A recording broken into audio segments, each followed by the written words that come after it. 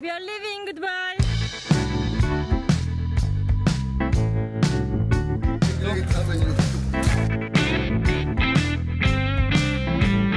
Nereye gittiğimizi söylemedim değil mi? Arkadaşlar Bangladeş'e gidiyoruz. Are you ready? Bangladeş deyince aklınıza ne geliyor? Gürültü, kaos, patriarki, benim de. Ama sadece bu değil. Çünkü ilk başta Hindistan'a gidemedim diye gittiğim Bangladeş'te tam tamına 20 gün kaldım. Bambaşka bir dünya. Otobüslere bakın, hayatımda hiç böyle bir şey görmedim. Girmediğimiz delik kalmasın dercesine kuzey, güney, doğu, batı derken yer yer sinirden patladık. Artık buramıza kadar geldi bizim, çünkü ben her duyduğumda şöyle bakıyorum insanlara. Yer yer duygusal toplara döndük. Yer yer ise evli olmayanların konaklama bulmakta zorlandığı bu ülkede kimsesiz doğal güzellikler bulduk. Bangladeş serisinin ilk videosunda Sri Lanka yemeklerine ağlayarak veda ediyor ve kendimizi yeni ülkenin bilinmezlerine atıyoruz. Hiçbir şey bilmiyoruz, hiçbir şey. Bu güzel ülkede bir ay kaldık. Ya bir ay, ben 1,5 ay kaldım. En sevdiğimiz şeylerden biri de yemekleri oldu gerçekten. Veda etmeden önce güzel bir Sri Lanka yemeği yiyeceğiz. Havalimanına trenle gideceğiz.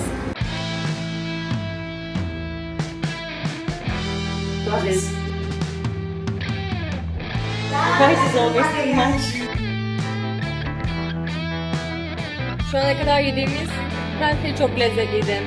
Yiyip de bu güzel değil dediğimiz hiçbir şey olmadı.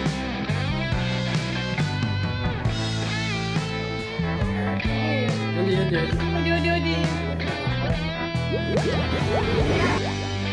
Dikkat edin şey ben vereyim.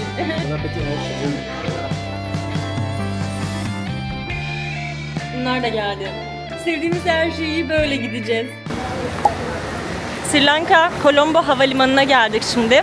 Gayet iyiymiş ya havalimanının içi. İlk önce aktarmalı gideceğiz. Önce Hindistan'a gideceğiz, Chennai'ye, ve Chennai'de 25 saat bekleyeceğiz. I shocked one man and I stopped him. I asked what is the name of this dosa. Every time I take something, I'm feeling that it's the only thing that they propose, and I see everybody makes it. There are many things, but just because we don't know the currency, we cannot understand how big is this stuff. So we want to have a meal. So that's why we choose only one. Cacık. Aylar sonra cacık yiyoruz. Nihayet beklenen ana geldik. Çok heyecanlıyız. Bangladeş'e doğru yola çıktık. Hiç yorgun hissetmiyorum kendimi. Gece güzelce uyuduk gerçekten. Sadece Hindistan'a girdiğimizde havalimanı bizi öyle bir aradı taradı ki 2 saat aşağıda beklememiz gerekti. Bayağı böyle hassaslarmış güvenlik konusunda yani. Üst tarafa çıktıktan sonra her şey gayet yolundaydı. Hiç yorgunluk hissetmiyoruz. Güzel güzel uyuduk, dediğim gibi. Yemek yedik bolca, çalıştık, işlerimizi hallettik. Şimdi de yeni ülkemize heyecanla gideceğiz. So you contacted how many people? 5 people. 5 people already? Yeah. Kitesurfing ayarlamaya çalışıyoruz çünkü Dhakka'da gideceğimiz ilk şehir Dhaka olacak, başkent. Tam olarak hostel, guest house veya kalacak bir yer bulabilir miyiz, bulamaz mıyız emin değiliz. Çoğu yer evli olmayan çiftleri kabul etmediğini yazmış mesela. O yüzden daha çok gezginlerle tanışmak istiyoruz ve ülke hakkında işte herhangi bir tırmanış rotası, hiking rotası var mı? Kültürel olarak nereleri gezebiliriz? Bunlar hakkında fikir sahibi olmak istiyoruz. O yüzden Kitesurfing uygulamasını kullanacağız. 5 kişiye falan yazdım. Bir tanesi cevap verdi. Bayağı aktif bir şekilde kullanıyorlar. Güzel olacak. Heyecanlıyım. How do you feel? Excited. Excited? Yeah.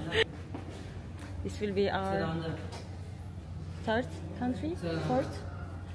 Laos?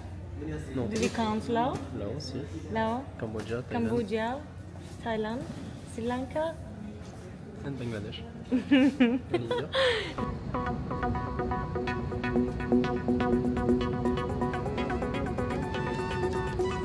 Yay!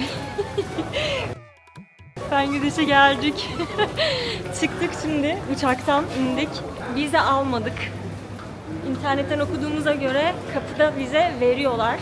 Ama umarım hiçbir sıkıntı yaşamayız. Bize 1 aylık vize veriyorlar. Vize $51. Teva'ya da aynı şekilde. Küçük bir havalimanı. Bengal kaplanı. Wow, çok heyecanlıyım. Bangladeş'te inanılmaz güzel yerler var gezmek için. Şu anda biz dünyanın en kalabalık şehirlerinden birine indik. Arkadaşlar havalimanı direkt şehrin ortasında gibi. O kadar yakın yani. Kapıda vize yeri var. Buraya geldik şimdi. Hello. To get the visa upon arrival, we go in the city center to meet residents. We book first? Okay. Okay, thanks. Geri dönüş bileti ve booking rezervasyonu, kalacağımız yerin rezervasyonunu istediler. Normalde bunu hep yapardım ama her zaman yaptığım sitelerde sorun çıktığı için bugün yapamamıştım. Şimdi onları halledelim, gidelim tekrar.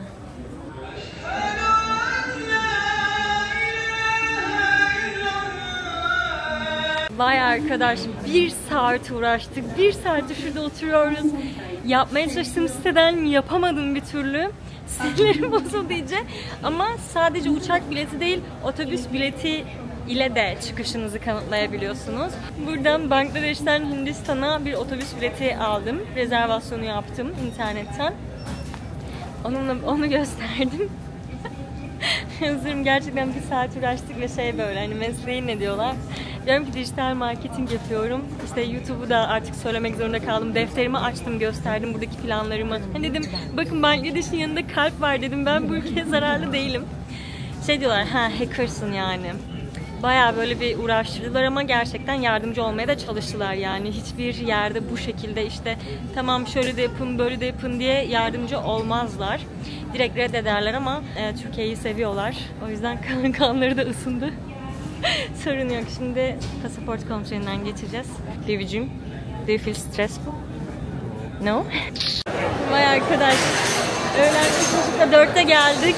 Hava kararmaya başlamış bile. Hava inanılmaz sıcak. Şöyle göstereyim size bekleyen insanları. Thank you. We are going to Farmgate.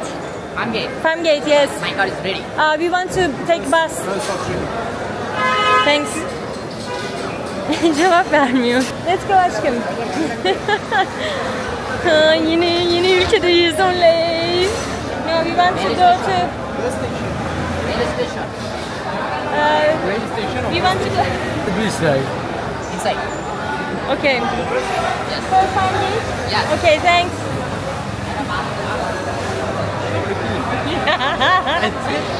Woo! It's very hot. Look at this moisture. Havadaki nemme bakın. Wow. Hava kararmamış, hava nemli. It's very hot. Şimdi otobüs bulacağız. Bir otel rezervasyonu yapmıştık.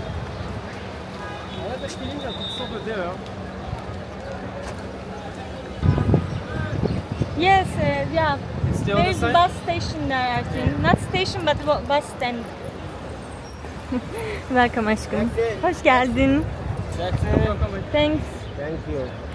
Etrafta bayağı insan var ve bayağı araç var. Ama gürültülü değil, enteresan bir şekilde. Ilık ılık rüzgar esiyor. Huzurlu geldi ya.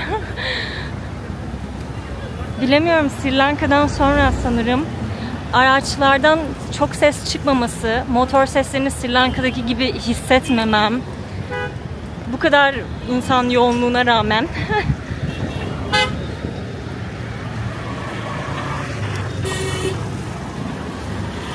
Bangladeş'te bol bol tarih çalışacağız, bol bol coğrafya çalışacağız ve bunların hepsini konuşacağız.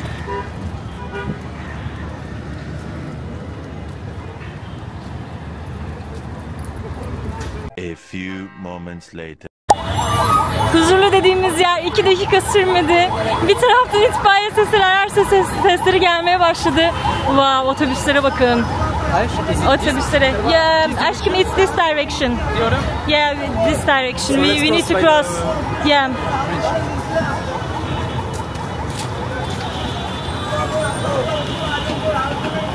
Dümdüz Bangladeş'teki ilk anlarım, ilk izlenimlerim.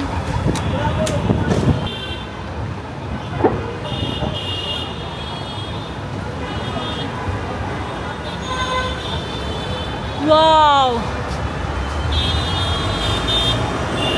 trafiğe bakın. Otobüslere. 2 katlı otobüs var şurada. Ve kural diye bir şey yok. There is no traffic rules. Teva şok.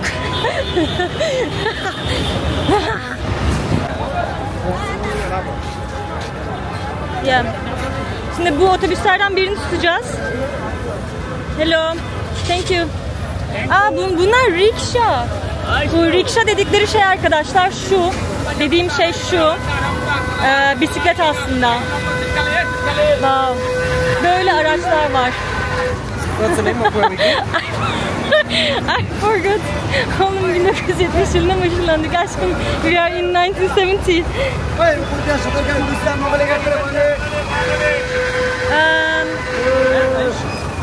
Wait, I look. No, thank you so much. Let's ask. Farmgate diye bir yere gideceğiz. Kalacağımız yer orası. Vay arkadaş. Yeah. Hello. Farmgate. Is it going to Farmgate? Is it going to Farmgate? Farmgate? No? Do you know which? No. Bilmiyorum. Farmgate. Herkes bizi bir yere yönlendiriyor ya. Wow, otobüslere bakın, hayatımda hiç böyle bir şey görmedim. Rikşalara bakın ya, şunlar var ya, çok enteresan geliyor bana.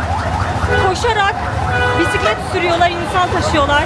Bununla ilgili yapabilirsem video yapacağım. Duvarlardaki grafiklere bakın.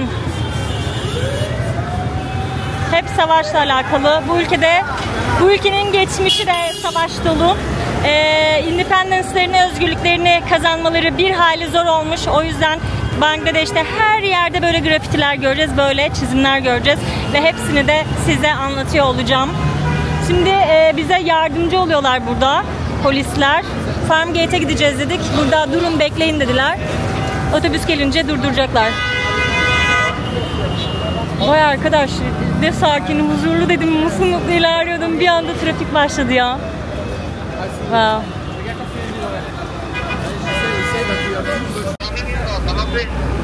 Dediler ki bize otobüse binmeyin, otobüs şu anda çok kalabalık bu saatlerde ve çok fazla eşyanız var. O yüzden eşyanıza sahip çıkamazsınız ve çok fazla hırsızlık var dediler. O yüzden tuk tuk ayarladılar bize lokal price'la, lokal fiyatla 250 takaya gideceğiz, gideceğimiz yere diye düşünüyorum. It's in Green Gate, Farmgate. Okay. On the phone and we try. Attack Google Maps. Yes, there is.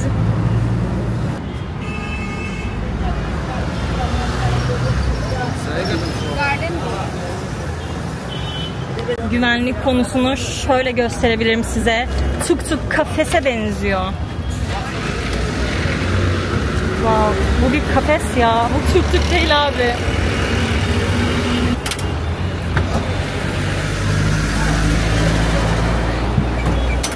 Vay anasını ya. We are safe. I feel like a chicken. Wow. So we need to be extra careful with our belongings. I think so. Yeah. Sure.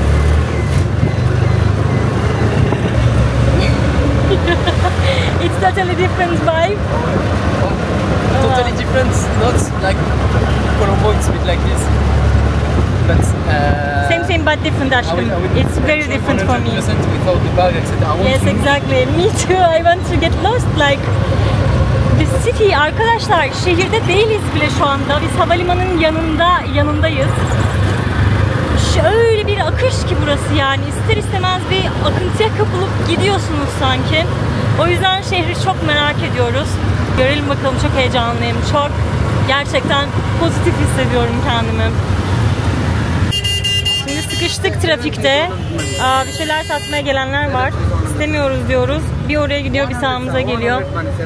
Thank you so much. No, we don't want. Thanks.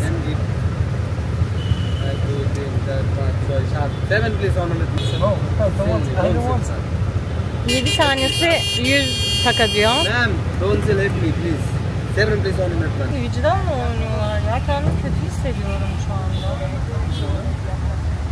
Ama zorlanmak da hoşumuza gitmiyor bir taraftan. Ama bir taraftan evet yani hani kullanmayacağım bir şey de almak istemiyorum. 1 saat kadar yol geldik. $2 ödedik. Bayağı hızlı geldik. Bir 30-35 dakika sürdü galiba.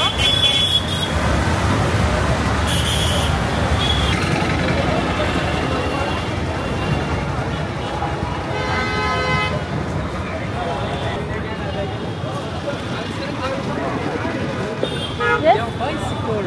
Yeah, they are bicycle. In Japan, in Japan, They they are want- running. Yeah. I didn't know that was bicycle. Wow. Wow.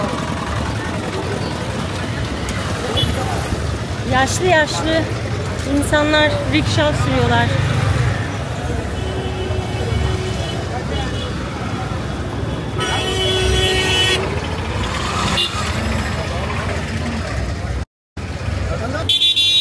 Elektrik kabloları ve üstündeki afişler.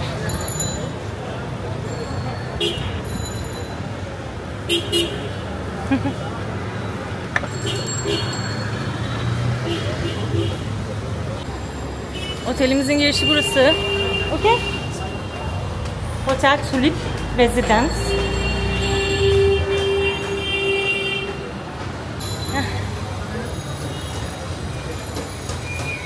Hello. Burası. Hello. We have booking. Booking.com. Booking.com, yes. Turkey, First time here? Yes, first day here. You're enjoying here? Yes, first day, first night. It is the most chaotic place here. It's the most Chaotic place. chaotic place. It's good. What is your favorite food? Sorry? What is your favorite dish? We go out to eat something. Do you have any suggestions? There is a hotel is available there. You can have Pachi biryani. Hachi biryani? Yeah. Okay, thanks. Let's go. It's fine, we slow. Dışarı çıktık şimdi bir şeyler yemeye. Her yerde bir şeyler var. Meyveciler, sebzeciler. Değişik değişik sokak yemekleri görüyoruz. Bu kadar bol seçeneğin içerisinde ne yiyeceğimizi bilemiyoruz. Yavaş yavaş ilerliyoruz. Sağa sola baka baka. You're the blogger. Yes. Blogger, yes. Where are you staying now? Huh? In which hotel are you staying now? It's somewhere here. Oh. Okay. There. Yeah, we go slow. I go slowly. You can continue. Okay. Okay, thank you so much. If you want to have your dinner now or later? Whenever. I just ask for recommendation. Thank you so much.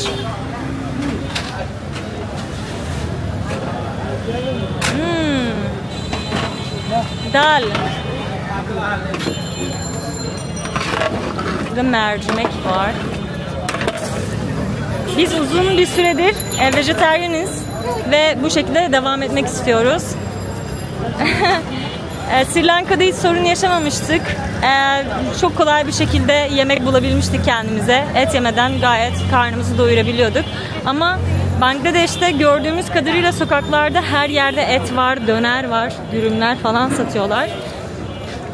Ama illaki burada da vardır çünkü çok küçük bir azınlık da olsa Hindular da var ve vejetaryen halk da var yani.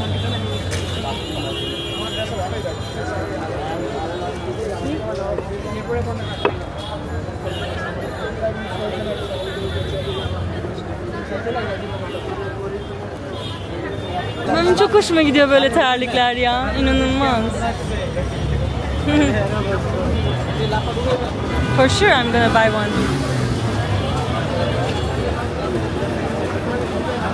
You want to sit in a restaurant? Or let's walk a little bit. Let's go, but Yeah. I think I would prefer something like this. To Yeah. sit at the table. Yeah.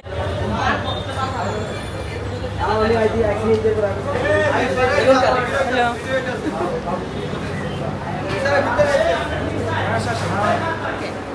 Perdeli. Ne kadar farklı, mahrem. It can be private. How about you? Çok iyiymiş ya.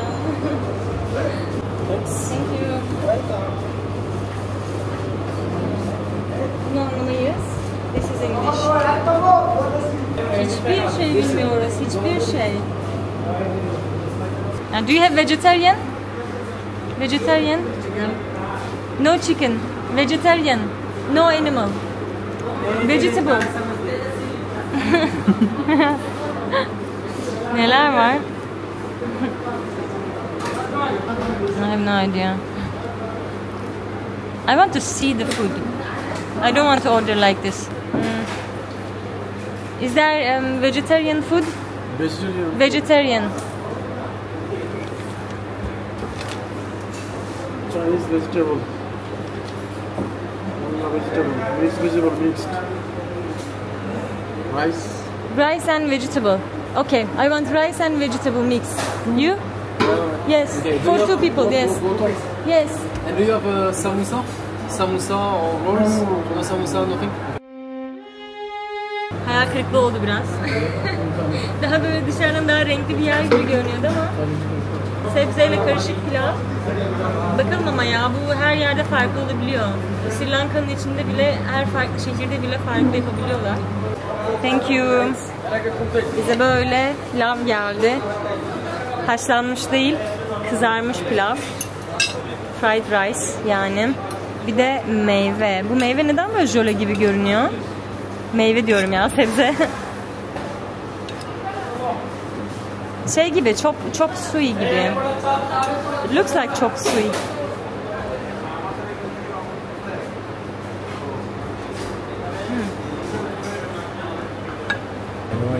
It's not exactly the kind of vegetables I want.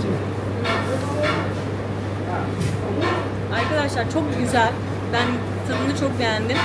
Ama aklınızdaki bu değildi. Aklımızda bildiğiniz sebze kavurması falan vardı. Did you like it though? I also like it, but it's like jöle. Maybe I think it's animal jelly.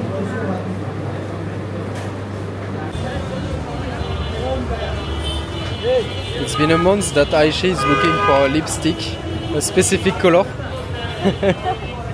She did all the market in Sri Lanka to find a lipstick, she didn't. And now in Bangladesh it's her new passion, new objective to finally find the good color.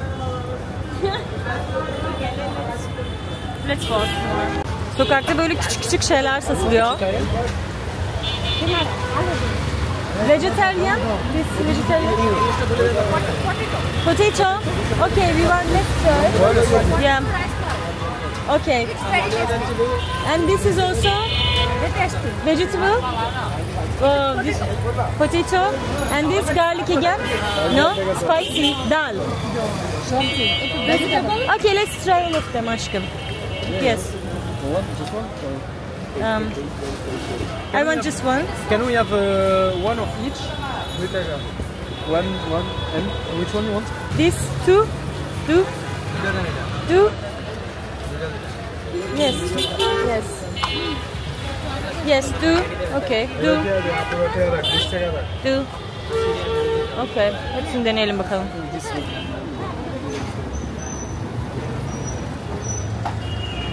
Okay. Come. Very sweet.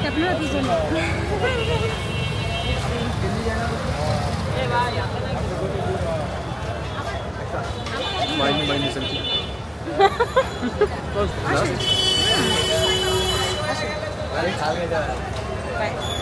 Yani okeydi. Yine ilk gördüm.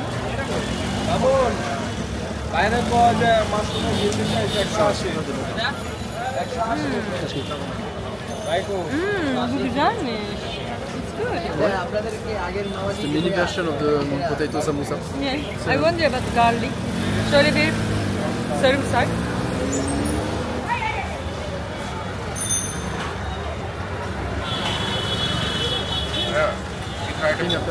I think it's onion, it's not garlic.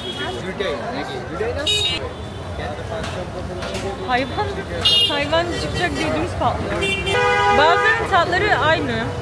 Yani yağ tadı alıyorsun, un tadı alıyorsun. What's your name? What's your name? Neva. From? France. And Sabel. Sabel?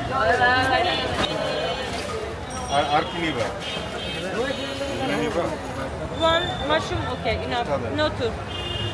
Yılan gibi. Jalebi.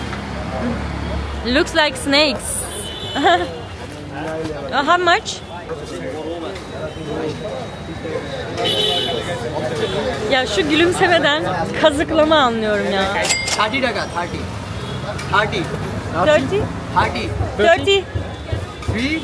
Zero. Madam has the money.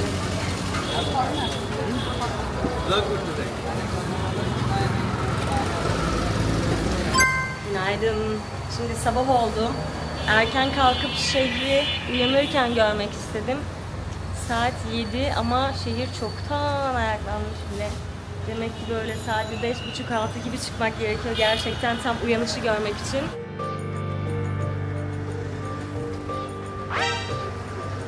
Hello, good morning.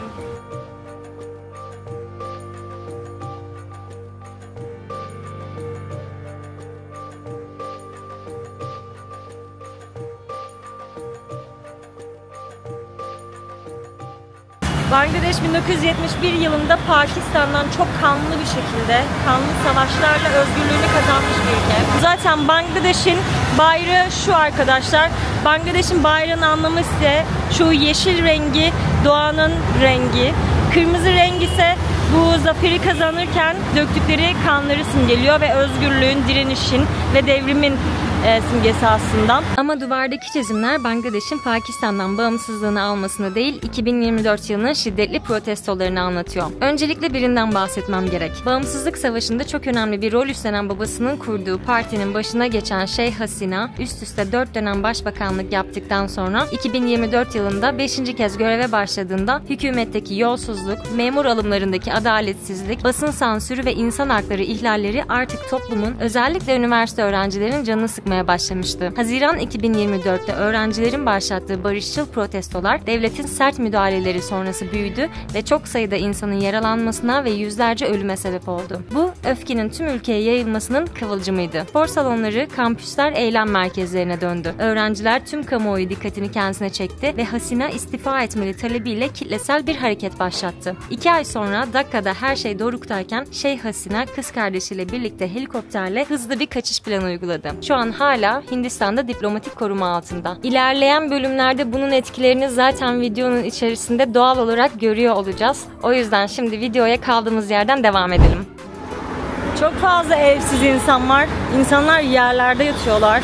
Kadın, erkek, çoluk, çocuk fark etmeksizin.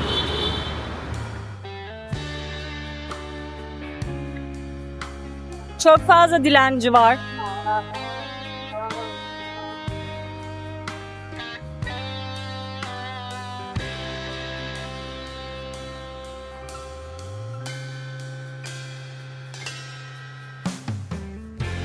Ne diyeceğimi bilmiyorum. Neyi nasıl ifade edeceğimi bilmiyorum. Bu insanlar, bu çocuklar, kadınlar, erkekler biraz görünmez gibiler. Yani çevre tarafından. O kadar çok yaygın ki, o kadar çok var ki. Hani böyle bir insan değil de sanki her gün sokakta gördükleri bir ağaçmış gibi. Hiç bakmadan, hiç kafalarını çevirmeden yanlarından geçip gidiyorlar. Ki zaten yapabilecekleri bir şey de yok. Ama dışarıdan bunu gözlemlemek bana ağır hissettiriyor. Ben de dönüp bir şey demiyorum. Buranın ünlü en büyük pazarına geldim. Karvan Pazar. Karşıdan karşıya geçmem gerekiyor. Üst geçite bile Karvan Pazar yazmışlar. Pazara bir üst geçitle bağlanıyoruz. Şu anda en yoğun olduğu saatler sabah 6 ile 8 arasında en yoğun oluyormuş bu pazar.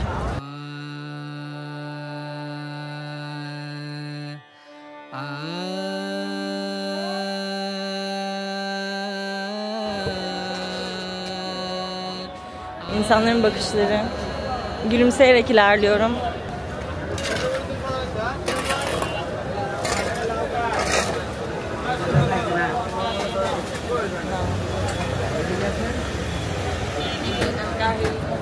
Herkes bana bakıyor.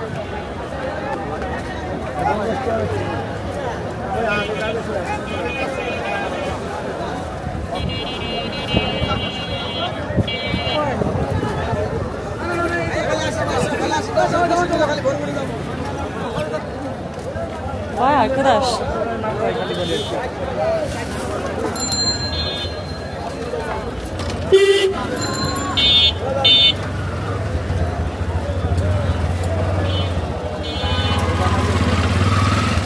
Pazarın ortasına kocaman araçla giriyorsun ve korna çalıyorsun ya.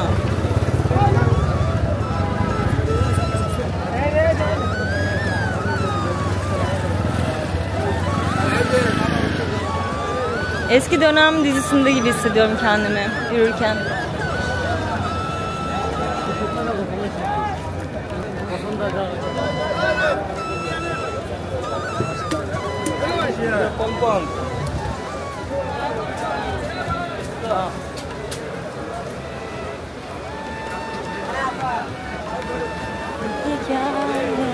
Hello.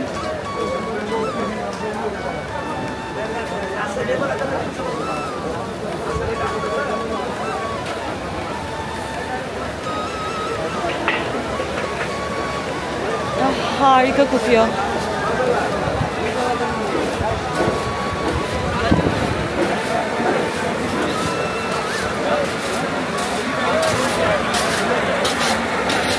Pazar muazzam kokuyor, yalan yok. Baharat ve meyve sebze kokuyor. Kirli kokmuyor yani.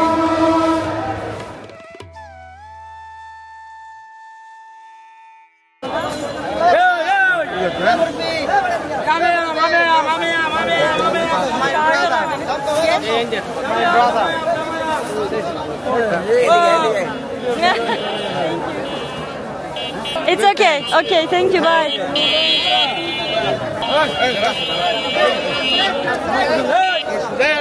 Give me. Hey! Look! There you are. Benim sesim değil yani.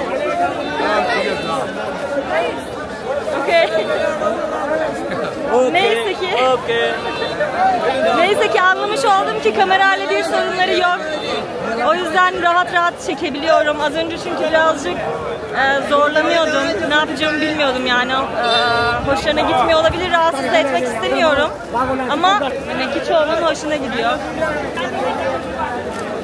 Şu yerleri kazıyarak temizliyorlar. Yerdeki yaprakları.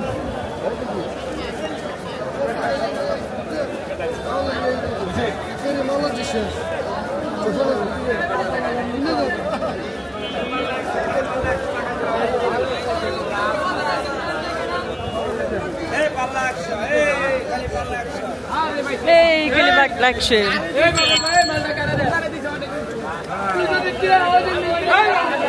Aha tartışma.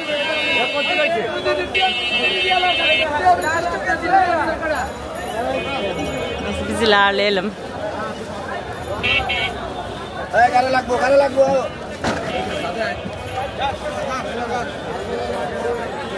Yarın sabah Teva'yı buraya getireceğim. Görmesi gerekiyor bunu. Fransız manitayı Bangladeş'e getirmem. Çok utanıyorum. Röportaj yapıyorum. I love every food here.